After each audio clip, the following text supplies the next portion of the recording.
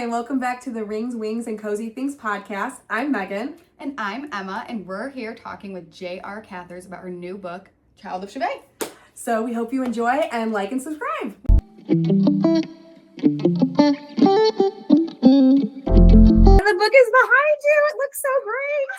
I'm so excited. I know this was the first mock-up they sent of the special edition, so it's not quite right, but I'm so excited for this. Yeah. It's so pretty. Honestly, that's usually my favorite part of any book is just seeing the art. I just love to see the art that's approved by the author because it's just, can I just cover all my walls with it? Like, it's just so gorgeous. Oh, yeah. Yeah, I want to, for sure. Yeah, I think that might have been my favorite part was working with the artist. That's been such an incredible privilege. Yeah. I love that. No, that's so cool. It's so cool because you get also like see your creations come to life exactly the way you're envisioning it. I think that's really cool. It's also kind of, it's also a little bit difficult. The cover is a great example. I am so surprised that the cover artist didn't ditch me because it took forever to get the ear right because it's like nothing anybody's seen. Yeah. And he was just like, I feel like he was just like, all right, lady, like this is the last time. No, he was great. He was, but I felt so bad. That's funny though, because it's sure enough when the description is in the book about it, I went back to the cover and I was like, no, that's exactly what I would think it looked like. It's perfect. It's a little serrated, little jagged. Love it. No, it's so great. Well, once again, welcome. This is our third episode of our podcast that we're working with, and we're really excited to have you and to talk to you about your book. I'm so excited. Yeah. We're here with JR Cathers, and we're talking about her new upcoming book, Child of Shivay, right? I said that right? You did, yes. Okay, perfect. I'm so glad. Yes, and we are so excited to talk to you about it today. And it comes out like Thursday? Right? October 16th, Thursday. That's so exciting. I'm so excited because honestly, I get so tired of reading arcs and then being like telling all my friends about them and then being like, oh, you gotta wait. You gotta wait. You have to just keep reading. I couldn't imagine having it in your hands and like not being able to tell everyone about it yet. It's like, really hard and share it with everybody. Yeah, I bet. Well, so I'm actually really curious about how you came upon this idea because I've read a lot of fantasy, read a lot of fantasy romance. But what I found really interesting about your book was it was familiar feeling, but super unique in every other way. And so it's like, how did you get to this point, like without feeling overly influenced by everything? I think the easiest way to explain that is that my love is actually fantasy and high fantasy, and romantasy is actually sort of a new genre for me. So I took what I wanted in romantasy was the high fantasy aspect and that kind of deeper dive and those more emotional connections. And I wasn't finding it. And so I thought, well, I'll just write it then, So that's, I think, really, to me at least, that's where the biggest difference is. Yeah. So that's really it. And then I just put pen to paper and I had no idea what was going to come out. I'm a Pantser by nature, so I do not plot well. And this is what happened. No, and it did definitely translate because like I think I cut my teeth reading on high fantasy, like back when I was young and didn't really know. I was reading all of the, Wheels of Time, all of that stuff. So this was really enjoyable because even just for the first couple of pages, I felt that depth that you were talking about. Like I was really connected to the main character very quickly. I was connected to the kind people in her life. And I could feel a lot of that like trauma and struggle and things like that because so frequently badass female characters, they're great, but like they're humans too.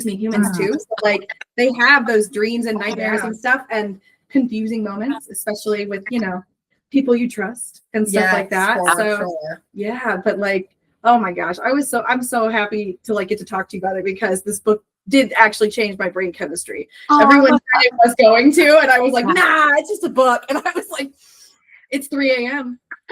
What am I supposed to do? I do think you texted me and was like, are you done yet? We have to talk. I was like, this book is crazily good. It was great. Well, and I'm expecting, and I'm even seeing it, but I know it's also not going to be for every reader because I think people who got into the romantasy genre have different expectations. And so, you know, I think they're going to get into it and go, what the heck is this? You know, so it is definitely, it needs to find its readers. And I realize that.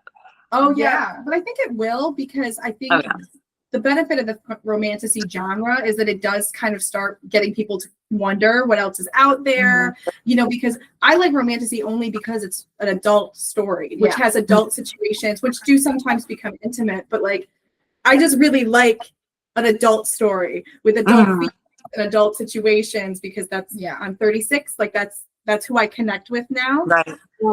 And so for her to be like infiltrating this other place and like having to sort it out, but also all of the questions and things going on in her head, I was like, no, I can totally understand that. Like essentially like take it on alone, because she couldn't tell really anybody what was going on either. A lot of like the inner dialogue and like monologue and stuff I really enjoyed, because sometimes that stuff can get really bogged down and boring, and it was always super insightful and like enjoyable. And so that's just my whole thing I enjoyed. Yeah, I'm glad you enjoyed it. Yes. But I mean, the end, though, I mean, I have so many questions. I have questions for characters that aren't real. I just want to be like, how much do you actually know? Because I'm really curious about what you know. Like, I just, you know, especially with all the eavesdropping, I'm like, that's a bad idea, man. You never eavesdrop. If you always get the wrong thing confused. Like, I learned that from The Lord of the Rings. You do not eavesdrop, ever. Like, that's just not. And so every time she did, I was like, oh God, the breadcrumbs. I'm never going to be able to figure it out. Oh yeah. No, I think a lot, I mean, I think a lot of people, there's somebody that has like a 15-page theory spiral document, you know, so I think a lot of people will figure a lot of this out. There's so much information. There really is, but you just have to get into it and read it. I have people come back after their third read and go, oh, I didn't see this the first time, or it makes more sense now, you know, so it really is one of those stories. I love that too. Yeah. But I also love, you know, everybody's biggest complaint with books is I can never read this for the first time again. But this one, it's like the more information you have, you can start it over and it will read so differently. Yeah, I totally got that, because when I finished, I was like, wait, is that? And I was just telling Emma, I was like, I legitimately am so happy to have read it on a Kindle, because I can search in it and it would take me back, because I was like, wait, who was that again? Or most of it was, oh my God, was that person? Are they this? Hold on. And it was like, I can't wait to reread it ahead of the next book, because it's like, you're right. It is so fresh and unique. Like I said, it's got some of those fence posts that feel familiar in the fantasy genre. So I kind of like, oh yeah, there's always a, you know, a mentor who's not super loving and kind, and like fashioning them into a weapon. You're the enemy, you know, and then there's the inner circle of friends and everybody's so loving and kind. But the other aspects of it were so unique to me that, like, I don't know. I have to go back and read it. I gotta know these things. I do have a very large, long theory list going on, along with a couple of other friends. I think I had a question. Do you have a question? I have a question. I know that you were saying like you wanted to stick more of like the fantasy vibes and stuff like that. But what was like the hardest part? Like once you got this in your brain, like was it the putting the pen to paper part? Is it the marketing part? What's been the hardest part of getting this book out into the world? Well, so my 9-to-5 is actually in sales and marketing, so that came very easily. Yeah. Yes. But I had no idea what I was getting into in terms of the logistics of publishing. And I thought it would be as simple as loading it on Amazon and there you go. And that is not. No. That is not what it is. Yeah.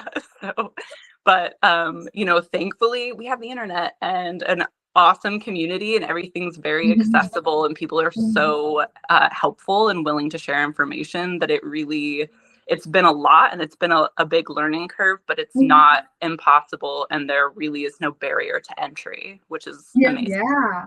Oh yeah, definitely. Well, especially being an indie publisher, like you're doing all of that work on your end of things, and like that alone is probably something that not everybody understands, just the spread of how much work that would be. And so how many books are you planning for the series? This storyline will be 5 in total, but Yeah. But the way that I have this set up is there is a world within each of the veils. So I'm hopeful, it looks like it's going to do well enough that I'll be able to write the stories for the rest of the veils and then have some novellas in there, which is my hope. Yeah. Oh, I love big series with Me novellas too. and interconnected. I love it. I too. love it. It's just, it gives me life. And I feel like this story is a really good like starter for that path.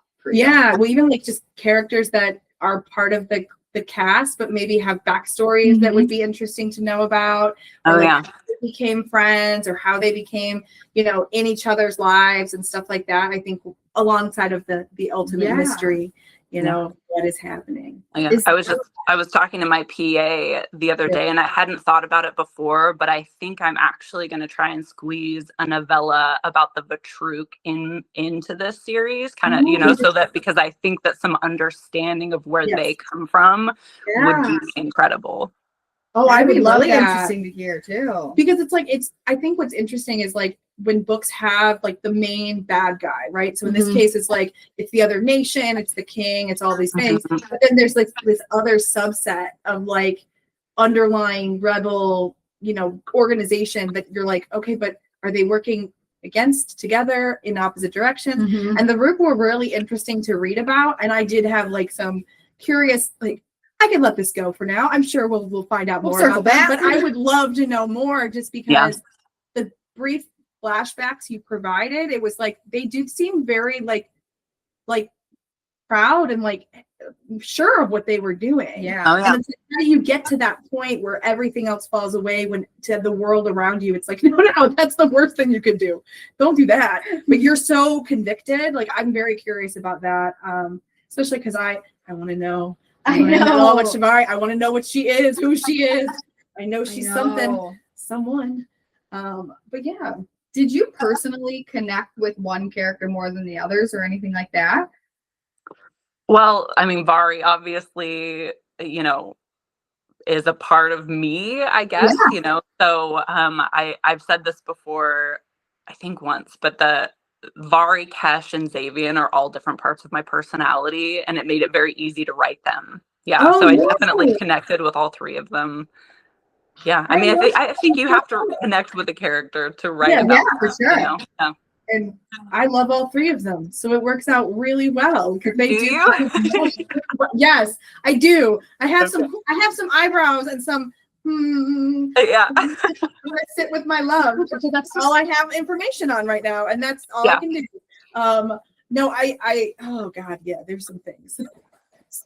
I had feelings for most of the book, but yeah, I think that's really cool because your voice as an author has to come through somehow, and you've created the world, but it's nice to kind of know there are little pieces of you like throughout. I think that's really awesome.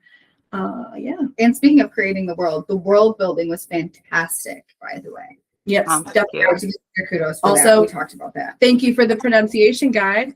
Oh yeah, you're welcome. Really appreciate that. Definitely went back through it right before this call because I will not mispronounce these in front of her. Yes. Okay. I was like, oh, thank God, because that's usually one of my little tiny bugaboos. Is I like a map, I like a glossary, I like a cast, and even if that stuff has to come in the second book, that's fine. But it's very helpful for me as somebody who reads so much, but also I have ADHD, so it's very helpful for me to have like something to hold on to in terms of notes and stuff like that. So yeah. Well, there's so many people reading so many books. I don't know how they keep it all straight. Like these people who can read 5 books at a time, my brain would be mashing those books up so hard. That is a talent I do not possess. I have a very strict rule. I can only read 2 books at one time, and they have to be different genres, or one of them has to be a reread. So it's like not as important for me to like be paying attention to it. But it can get a little. At one point, I was like, "Hold on, let me double check. Why were they going back home? This could be a different book. Hold on, I'm not sure." But like, I remember the important bits, and I knew that I had some friends on Instagram that were telling me to move this up, and I had already planned to anyway because of our interview. And so I was like, okay, well, I got friends if I have questions, so it's not going to be as a big deal. And thankfully, I had very few questions. The questions I had were more like part of the plot, which I'm not supposed to know at this point. And man, Xavier, he says so many nice things and so many terrible things. I just He always says so many nice things. Yeah. He does. I just always think of that, like, stop being mean to me or I'm gonna fall in love with you. Like that's Oh, yeah. kind of how I feel about it. I like characters with backstories that are slow to come out and things like that. And I really enjoyed the other elements of like fantasy in terms of like the bargains and like things like that. Like that. That's something that's kind of in romantasy. It kind of falls away. That's one of those like the lore. Yeah, and I really loved that a lot. But boy, yeah, you left a lot of things that are. I just want to know. I know you want. Everybody wants to know. Well, so the second book is going to be multi-point of view. So so we get a lot of insight, and it is in Brax where the Fae are predominantly residing at this point. So it's going to be a much deeper dive into their world as well. Yeah, so it's going to go a completely different direction. I love multiple POVs. I don't know if everybody does, but somehow it just makes me fall in love with the characters more when I can see a situation from multiple sides. Yeah. I just think that it's more enjoyable that way. What else? Ooh, because you said that you were a fantasy girl and you're trying really hard to pull this romantic thing. And when you sit down to write, what do you have to have with you within arm's reach? Like when you're in the zone, beverage, snack, like what is it? Because I'm a nester, so when I settle in, I gotta have all the things. Same. I am a fidgeter, so it's a lot of up and down for me. So I probably should plan this better. Actually, I might sit down for longer stints if I had all of my things there. I'm going to try that. But maybe, tea or water, coffee. I'm a very early morning writer. It's when I get my best writing done. So usually it's a cup of coffee when I'm writing. But I find that 3-4 a.m. wake ups and then to start writing immediately is really where it's at for me. And if I can get into the zone, I can really flow with it for hours.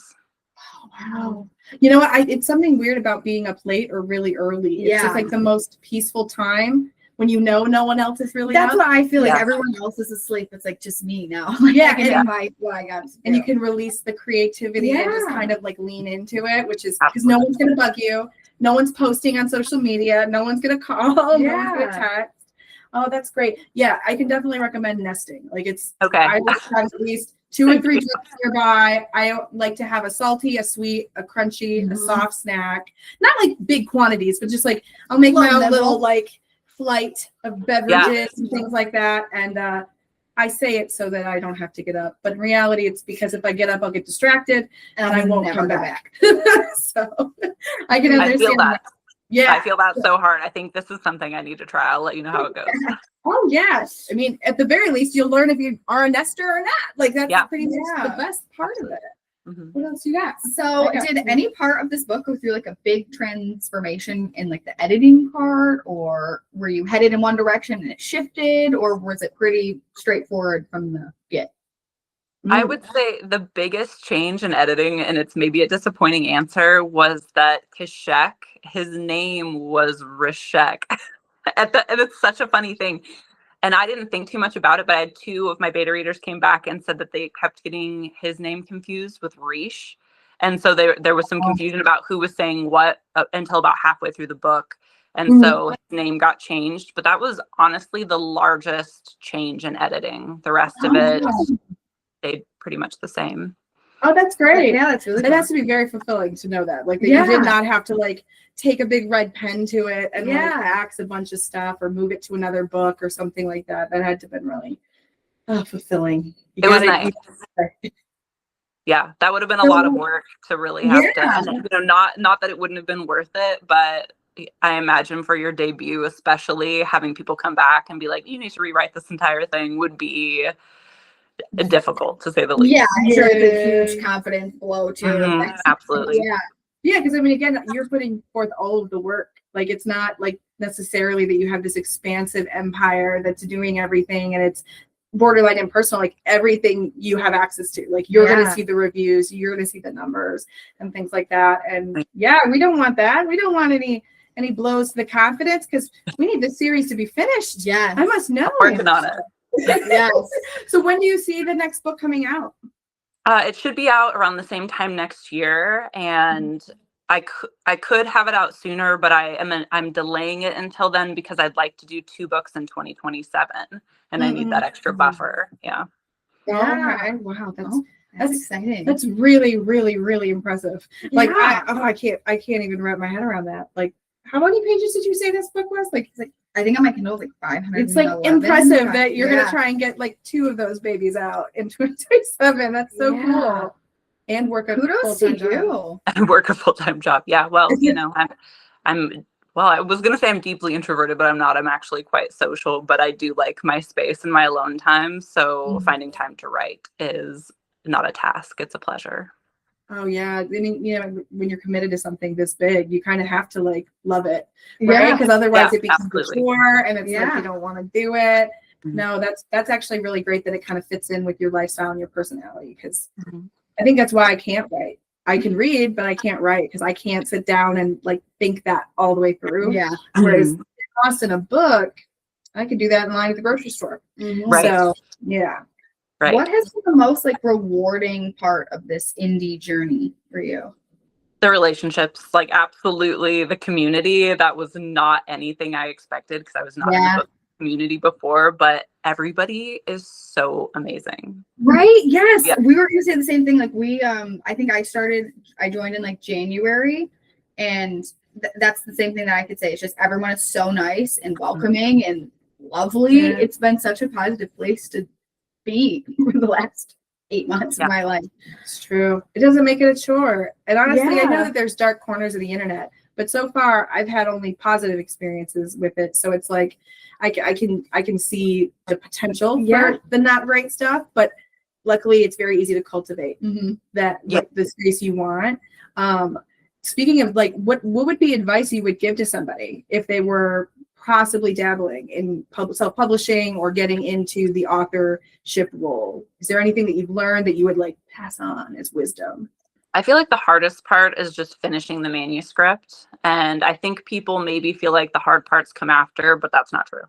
So just write it would be my advice, you know, and go from there, because again, the rest is so accessible.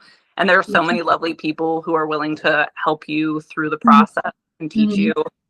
So just write it, just do it and get it out there. Oh, that seems like the hardest part. It is the hardest part. Yeah. That's the most time-consuming hard part. But I mean, but at the same time, your wisdom isn't wrong. I mean, that's what you did. That's what a lot of people are doing. And I'm very, very happy to own this in multiple formats when I have the money. I'm so exciting. And that one behind you with those sprayed edges, like I know we might have to be adding her to the shelf collection for sure. And I mean, I appreciate it because all my books are like black. Yeah. Like, so thank you for choosing some nice colors, some greens and yellows, and I like it. That was actually, I researched a lot in terms of marketing, and everybody said, find the standard for the genre in terms of titles and graphics and then go with that. But because I've loved my fantasy journey so much, I thought, well, I'm not doing that, but I was nervous because I was like, this could actually bite me in the butt, so it's been nice having it received so well. But also I have gotten a lot of feedback that people saw the cover and just had no idea what to think because it is so fantasy forward.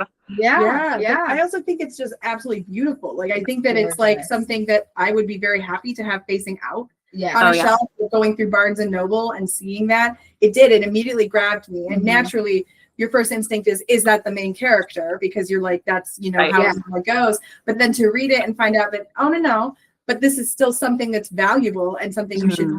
But now you get to see it. Yeah. On top of that, really cool. I'm very excited because most of my books are just words and darkness. And it's like, one sword in the corner. My husband said that if I buy another book that's a court of anything, he's gonna lose it. And I'm like, I don't think they're all that way. He goes, you have a court of many things on that shelf. There really are. Well, it seems to be like you said, like kind of part of the marketing. Like it's that the genre requires like certain like things like that, and I don't want all of them. Yeah, sometimes you got to break it up a little bit. I love it. No, I do. I really like it. So with your book coming out, can you give us a quick like elevator pitch of what you would tell people?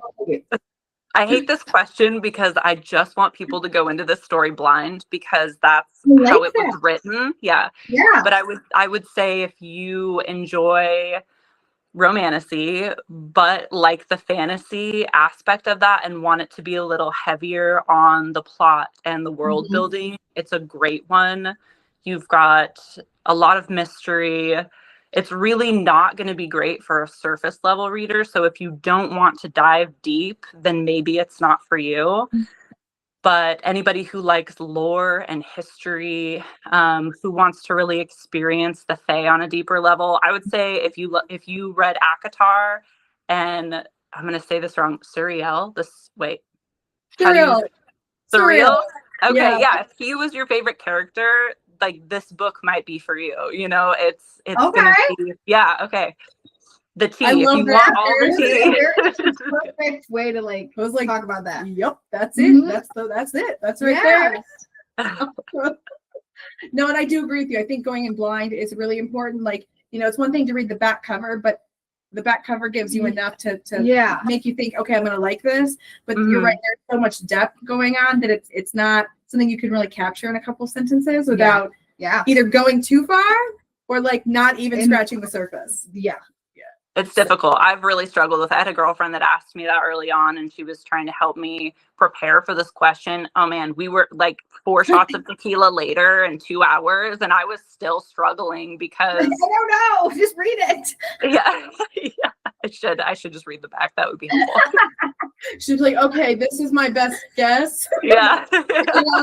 Because, but I mean, it's hard because everything. Yeah. Or you're working through knowing what's to come. And so it's like you can't really sum it up because there's just so much that's to come and what's already happening. And part of what makes it good is like not knowing Mhm.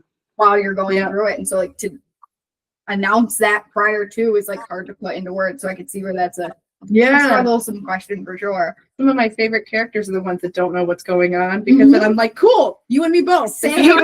Yeah. Both right together. You're confused, I'm confused. It's all good. Like it's very like I feel very seen, but then I also don't get too irritated or frustrated when things aren't being revealed because the character is also not learning this information. Yeah. So, but I do believe that Vari's got some secrets that she isn't letting the audience know about because I get that feeling from her. I do. I get that weird, are you a reliable narrator? Can I trust you? I get nervous. I don't know if I can trust sometimes. you all the way. Like, and I've been burned before. Yeah. I really like PTSD from other books that I don't trust anybody anymore. Yeah. I would say that Vari is a reliable narrator when you understand, right, that she has trust issues, and that includes like she's not always super secure in herself, right? So she is, to the best of her ability, reliable. Okay. See, and that Yeah. makes sense because I get the sense that there's things that she doesn't know or can't name, right? Like there's like she has these feelings, these thoughts, maybe dreams, and it's like they're there, but she doesn't know. Like I think there was one of her dreams was like, stop lying, let go of the lie, and she's like, I'm not, because she doesn't even know. Right. It's what I mean? Like, I also really loved the entire thread of questions throughout the entire book of how like she was raised to never question, and then that's like all they want from her is just ask the question. Yeah. And it's like I sat there going, just ask. Yeah, and like almost like the dichotomy of her trying to like shift how she was to how she's trying to be. And it was really interesting to read. I feel like I don't see a lot of books that do that often. No, the usually like the 180 turn of a character has to do with like stepping into their role or their power or things like that. It's never something as important but seemingly simple as to rewire your brain in terms of like being curious again instead of just accepting things. And that's what I think is kind of fun to watch her do, especially with that found family aspect, is that like they want her to do this. And she's like, no, I can't. It's, it's rude. And it's like, they're good with it. So go ahead and just ask. Like, it's fine. But having to overcome that is like something I think a lot of readers can probably relate to, is that character trait thing. It's less about like realizing your power and all that stuff. It's more about, okay, I'm allowed to ask questions. That's good. Okay. There's a scene later in the book where Xavier's telling her to ask, and she said her her inner monologue is, I have to ask myself what I would be willing, like what I would let myself believe, right? And that's part of it too, is you come from this and you've been told this your whole life. And I think it's easy to, because it's in a book and you're starting when she's 24, right? But to look back and think she was so young and to be indoctrinated for that long, this is not an overnight change. This is going to be a hard one. Oh yeah, we're not just gonna snap right out of all it's that. gonna be you have to say it, you have to show it, you know, all of those different ways to really solidify that trust. I think that was what I found so interesting, was she saw a lot of stuff very early on that I think probably broke pieces of her. Like just basic, like at 10 years old, I don't think anyone can process what she saw. Yeah. So like the idea that she's still plagued by nightmares, although it's, you know, for one specific instance, doesn't surprise me. Right. Like, yeah. you can't desensitize. There's some trauma. Yeah, there. it's deep in her bones. You know, know, and like even the fact that you just said like she's 24. I'm 24. I can imagine starting that journey or having gone through that journey at this age alone. Like that's crazy. Yeah, because I mean, she is like effectively alone. Like there's really, she doesn't know how to be in a family. She doesn't know what love looks like. She doesn't know what even friendship really looks like. Because I think she talks about that a lot early on in the book, about how they're raised to be competitive and like, you know, really like be selfish. And it's in a that weakness. way. Like the friendships would be a weakness. And that seems like it's so hard to imagine, just because it's like, I'm a friendly person. I talk to people I don't know all the time, you know, but to be like that closed off, but also have to play a part that you have no like model for. Yeah, I can't even like, talk to somebody about the stuff I got to do. Yeah, like, that's just gonna go and be this aristocratic lady and like be all myself and die. And I'm like, who'd you practice with? Because I'm sure Leanne was a great person to practice with. No. Jovialness. I don't think she pulled that part off very well, to be fair. Nope. I think when you start like threatening people and like beating them, and then you run off into the woods and then beat the crap, I feel like there's just like a level of something doesn't add up here. Yeah. Were you raised by wolves? Probably. Yes. Yeah, essentially, yes. Essentially, yes. Yeah, like you came from the viper's den, and I really like that, and I think it would be very interesting, to learn more about that. Like, just what did the training entail? How did that all really get going? Because it's such a different lifestyle between the kingdoms. Like, it's such a stark difference. And then, you know, how do you keep that to yourself for so long?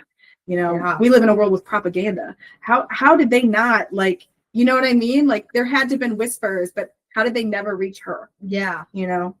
Yeah, this is the first book I wrote as a temptation, right? So this is a temptation for people in romantasy who maybe would love to experience something more in depth and higher fantasy. So it was a stepping stone, and I wrote it in a way that I thought would be well received by the community. But the story overall is, there's going to be a lot more questions, a lot of reveals, but it really is a deep dive into propaganda and I love it. How it shapes our decisions overall. I'm getting emotional, so sorry. Oh, okay. No, honestly, I agree 100% with you. And like, what a perfect time for this to be out in our world too. Yeah. You know, we absolutely need that. And it's funny, my husband loves fantasy, but he's not as much of the romance. And so I frequently am like, this is fantasy with a sprinkling of romance. I like this. And then I'll be like, it's a side dish of romance. Yeah. But I was frequently, exclaiming out loud while I read, and I would tell him, out of context something, and he goes, that's interesting. Yeah. And I'm yes. Yeah. Even just like flashbacks that you did were so eye-opening, and they were so, I was telling her before we started, I read so many books where you get to like such a big cliffhanger in the present day, and the chapter ends and it's like 8 years ago, and I'm like, oh, what happened 8 years ago? Like, I want to know what happened now. And I felt like your book was it placed the back in time chapters so well, and it flowed so perfectly. I was never confused, and it always like gave so much insight into what was to come. And I just have to give you your kudos for that, because like I feel like a lot of authors don't do that as well. And that was really, really good. It was do not love flashback chapters, so that was a really interesting thing to add into the book, but I felt like it was necessary. Yeah. So, but whenever people go 8 years beforehand, or 8 years, how do they do it? 8 years prior, 8 years earlier. Oh my gosh, I cringe. I'm just like, oh no, don't take me out of the story. So, but I agree with Emma, because I think where they were placed, they added a lot more depth and like also like in significance to whatever relationship or friendship or whatever the character was reflecting on in the present. Because like I loved reading about her and Kesha's like meeting, and I was just like, what a weirdo in comparison to what she's like lived with. Do you know what I mean? I was just like, what is his game? And I found myself super intrigued to then see how they interacted in the present, both being adults and like having all of this history. But whew. Gosh, what are you doing to me? So many things. I actually heard talking about it. I noticed, and this is like just something I notice sometimes, profanity. You used like no profanity, but what you did use was still conveyed enough of the essence that people use profanity for. So was that like a personal choice, or just something that kind of came about when you built the world? So this is really interesting, because I have had a couple of people that left reviews that actually hated the fact that I didn't just use regular profanity. But for me personally, when I read, it kind of takes me out of the story because it feels misplaced to me. So to have an alternative that conveys the message but is unique, to me, that's ideal. But not everybody loves it. But there was a moment that I went, what is this word? And then I'm like, oh no, I get it now. And I liked it because I agree with you. Sometimes modern profanity just it changes the dynamic. Like, are we in a fantasy world or are we not? I read a book recently, and it was set in a fantasy world, and they used "my bad," and I went, well, I mean, anything's possible in a fantasy world, I guess. But like that, it doesn't take you out hard, but it does enough that you're kind of like, wait. Did I not understand the setting? You stop a little. You stumble a little. On the journey. But I appreciate it because I don't necessarily think that it distracted or took anything away. I really enjoyed it. It added a lot. Yeah. I was like, ooh, like I felt like I was in their world and like in their language a little bit. And I enjoyed that. Which I'm always about that. Like whenever there's a word in italics, I'm like, I will learn what this word means inside. Like I will know. And I started noticing that too, is like you left some cute little breadcrumbs about some stuff about those, I guess indigenous language things that was really interesting. And like, I was like, oh, wait, I've seen that word. What does that mean? She hasn't told me yet. Okay, perfect. I'll just know it means something.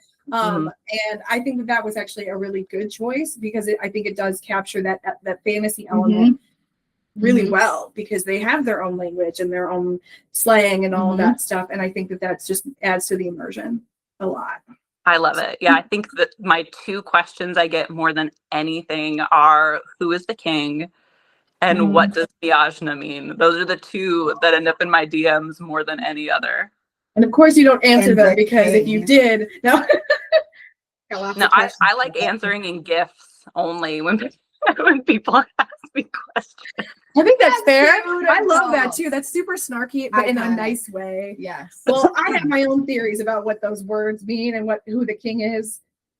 I do. I think it's Xavier. I don't know. I was gonna say, you're gonna tell her. Otherwise, I think Xavier is like his brother or something. He's got to be involved. He's got to be. You can't care so much about whether he's hurt or not. I'm just saying. You were so sneaky. You didn't think I'd notice. But we did. When at the part shortly after the river incident, and the river incident, and the palace guards have come in search of their general, and they're all holding their breath because they think he's mortally wounded, and only when he goes, no, it's her, they all breathe a sigh of relief. And I was like, if he's just a military guy, I mean, you could be worried about him, but you're real worried that he's gonna die. Like, why? He's important. And that friend of hers from Tesh. I at one point I did think they might have been the same person. There was a small moment that I went, wait, that's magic, yeah? Like, and one of them can glamour. What? say? Who's to say? You built the world.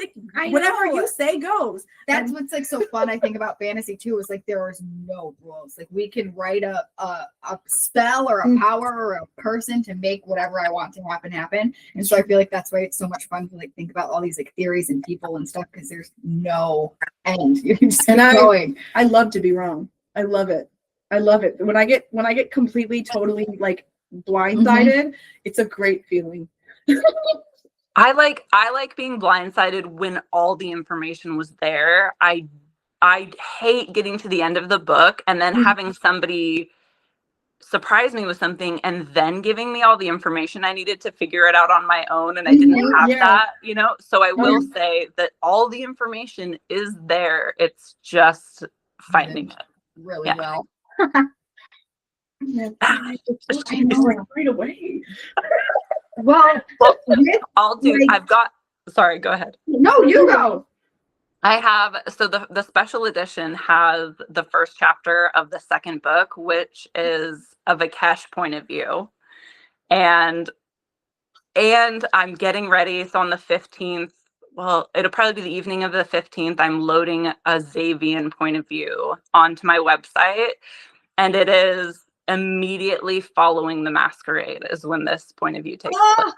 So I'm writing this down. Don't let me. Oh my God. Because I was telling her, I was like, I finished the book and I went, okay. Wait, what's gonna I care about Xavier very much. I believe your exact words were, "I am not well." That was accurate. I was am not well. if you guys want, I'll send them to you after this. I'm still in final editing for the Xavian POV, but I'll send them to you. And if you guys want to include anything, no pressure, you know, that is like a little teaser about it. Yes, definitely. Yeah, but it's gonna change a lot, and I think a lot of people are gonna be really upset. Okay, but see, I'm prepared for the motions. I'm prepared for that because I think knowing that this is going to be a pretty decent sized series, it gives me a lot of like, okay, just breathe. Like it's going to be fine. You can't be really angry because we have no idea how it's going to eventually play out. So let's hold on to those rage feelings. Most of the time, I only get upset just because I get upset if I miss the clues. I'm like, I should have saw that coming. I don't always like the idea of having to like conspiracy theory, you know, on a bulletin board while I read. But like, I do a close read usually, so it's like. But if you still sneak one by me, then it's like, oh no, you get all the props for that. And that's what I felt most of the book was. I could tell there were clues. I just didn't know where they were. Right. And that's very exciting to know that there's a POV chapter that might provide me some closure. Yeah. Well.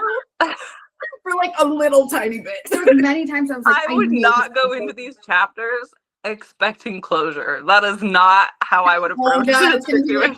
You're like metal that all over again. I'm like flipping tables. I can't do that one again. Ever again. That one upset me so greatly. Yeah, but I think that's even if a book upsets me, I think that's still a 5-star in my opinion because it instilled an emotion in me, kind of like looking at art. Like if you feel something, like that's the point. If it invokes that strong of an emotion for me, then granted, slapping my hands on the table and screaming, like just like is probably a little scary for some people. But your husband. Oh my God. Is everything okay in there? There was like I just went, what the? And he's like, are you hurt? And I'm like, the book, and he's like, emotionally, maybe a little. It's like, good Lord. I think there was another time that he walked into the room and I was sobbing. And he's okay, he died. And I was like, don't say that. It's too soon. And he's like, what are you? I was reading fourth. It's just like, I can't move. He's like, Megan, let it go. No, these become my children. I know, they're right? Just very close to me. Connected to them. Well, I'll warn you. I just told somebody the other day, I think people are going to walk into this series thinking it's the Spring Court, and then they're going to find out that it's Game of Thrones. So I love that. I definitely got that vibe a little bit. I was waiting, not necessarily for someone to die in the first book, because that's like a little brutal, but I was waiting for there to be this like cutthroatness to it. And I felt that a little bit towards the end. The stakes are high with Vari and Voss a little bit. Like I definitely felt like oh no, I'm gonna hurt you. I'm gonna hurt you a lot. Like, this is a real thing. Yeah, like this is a real thing. There's not gonna be somebody that busts in and saves you. Like this is, and that was like, okay, adult content. Okay, can handle. And I also like when the stakes are kind of high because that it's real. Yeah, it comes off the page that way. Yeah. Yeah. So do I. Yeah. Well, I have such a hard time sometimes reading contemporary, and I'm like, what do you mean the biggest problem is whether or not he likes you? I just left a book where like there's war and they're like, huh? And like he brought you flowers. The other guy put her enemy's head on a stick. Like these are not the same. Yeah, it's that when he says he loves you, and in contemporary, it's like I just love you, I worship you, Yeah, and then it might be like, I will like, burn the world to the ground for you. And I'm like, that's where your enemies needed will that. cower at my, and you're like, whoa, I kind of like that. And he's like, I brought you dinner. And you're like, ah, no. Here's some soup. Like, yeah, it's like, oh, okay. Yeah, I like that because I'm a big fan of that kind of passion because it fits with the world. Like they're not living in a hunky-dory, comfy place. Yeah. And they, the happily ever after for characters don't really happen on the page because they have to go through so much to like, how do you even, it's like, Frodo at the end of Lord of the Rings, how do you even like go on? Necessarily, and just go back home and carry about today. It's cool. I'm just gonna go and have dinner with my uncle in the gardens. Like it's my uncle, like normal. Like no, you can't do that. Like that's not how it works. So I'm very excited for a little Game of Thrones. Yeah, because that's how are you preparing for this release this week? Yeah, it's gonna be so exciting and busy and. It is. It's a lot. Yeah, it's a lot. I think that I love the art community. They're so awesome. They're super supportive. I have voiced before I have minor complaints about people withholding reviews when they're negative, but I totally get it. So one thing I'm getting ready for is it being out in the world where people are not doing that, and hearing some more extreme criticism. So mentally I'm preparing for that, but I'm also excited to see where I could possibly improve if there are, things that people repeat. But other than that, I'm actually really excited to get past launch so that I have more time to write. Yeah. I can imagine because it's like the hurry up and wait. And then once it's there, it's like, okay, now I can like kind of move like the machine is running. I can kind of just move over and continue working. Yes. Oh, man, that has to be so surreal. Yeah. Just like people are reading your words and they're gonna like hold them. Like that just has to be so exciting too. It is exciting. Yeah, it's a lot. I'm tired. I bet. I want to nap. Running, like you're doing your whole job and then like running your own like marketing for your book. It's gonna be exhausting. Yeah. It'll be probably really nice on like the 17th to be like, I might not have to post today. I thought it would be, and then Kate Asher, she's a friend of mine. She just released the Crown of Olympus, and she was like, "Get ready, girl, because you think it's gonna be done," but she got slammed the few days after launch. Yeah, so I'm actually preparing to just be busy all weekend, and that's fun. But I'm hoping things are slowing down for her a little bit because then that means there's light at the end of my tunnel too. Exactly. Because like you said, you want to get moving to writing more. You want to get back to that portion of the process, and because now you're so close to it. Yeah. You know what I mean? So everything just kind of seems like more work because you've been at this point waiting to release and let somebody else have a crack at it. I should tell you though, another thing that I think is awesome about your book is that I think it would make a really great movie. I think it's written really well. I know that seems crazy, but like that's another thing that I come to go, I could watch this too. Like I could listen to this as a radio drama or I could watch it. But I do think because of how wonderful your descriptions are, like it would be very, very self-explanatory to kind of translate. Maybe an animated movie. And like I really love animated building movies. Aspect of it, I think would be beautiful. Yeah. But this is a thought. You didn't have to, but I liked it. On your plate. It's one of those moving pictures in my mind. Like I just really loved it because of that. It's very vibrant, very colorful. And I think color is really important when you write. So like it's kind of awesome. And you did not overuse a bunch of the same color words, which some authors like to do. That's a good one. We read a book in our first episode was about the fact that the author used crimson, scarlet, red, burgundy. And we were like, okay, so she's wearing red. We get it. That's awesome. Oh, But, yeah. the color theory went really hard in that book, and it was almost distracting because I didn't know what chartreuse looked like right away. Well, Oh, I yeah. was over here thinking Viridian was green. No. And I was like, oh my gosh, his eyes changed color. No, they didn't. No, they didn't. I just That didn't know is what such a Viridian was. specific color too. Yeah. Thank you. I know. Or like it was like midnight, onyx, obsidian. Like, and it got to the point where we were like, Purple. we were like, okay, but like your color, the choices you made for your description were perfect. It was balanced. I could physically see, you know, her and Kesh in the river, her trying to sneak up on him and stuff like that. It reminds me a lot of like, you know, the wooded areas where we live here in Michigan. And so it's like really nice to kind of be like, oh, I could hear those birds.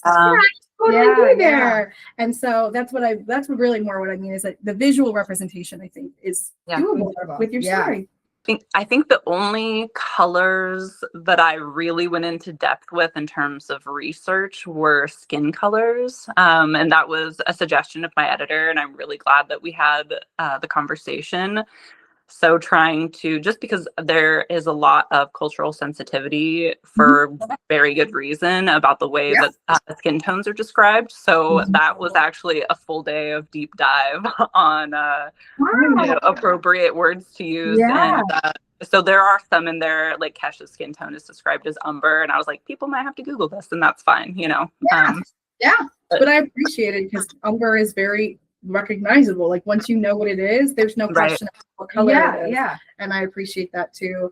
Because that does tend to happen, especially before there's a lot of fan art, you know. And so then when there starts to be fan art, you're like, oh, did not think that was the color of their hair. Okay. Or oh, that's what golden bronze means. Okay. Like it's very it can be a little jarring, only not that it matters. Like for me, I very rarely even picture the physical character. It's more of the environment. Just because at some level you picture yourself. That's what I was gonna say. Like, Every M or FMC has been moi in every book. Yeah. 100%. Does make sense to me.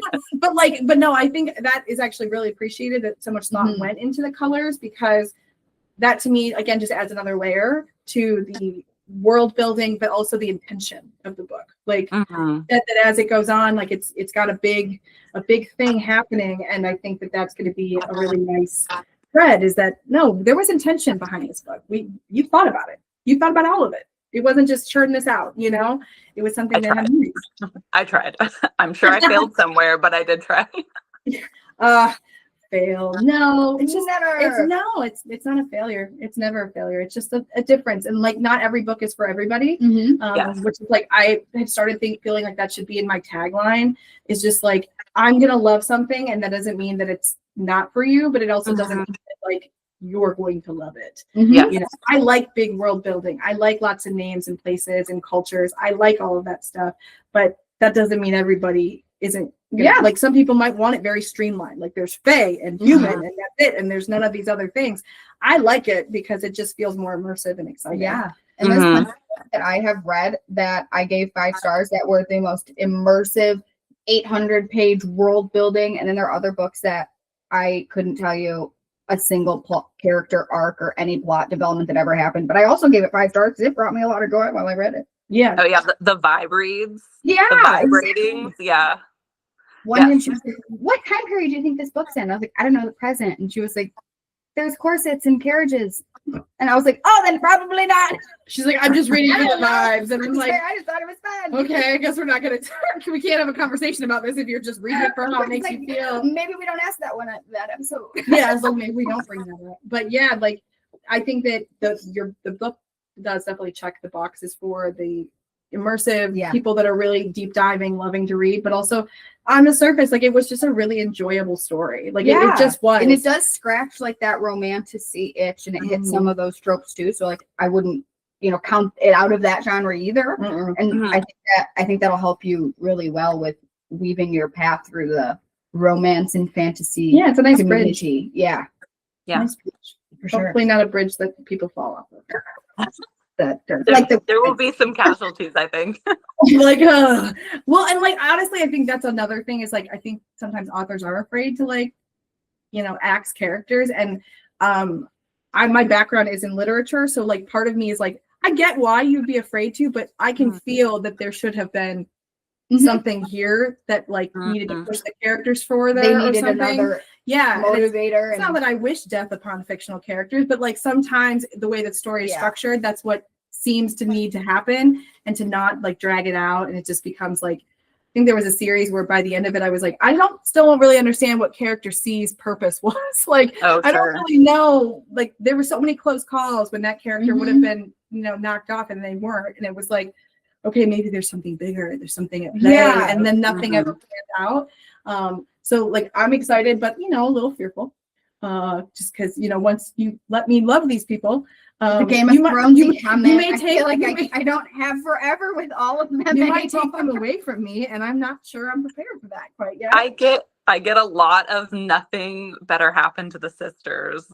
That comes up so much in reviews. Yeah.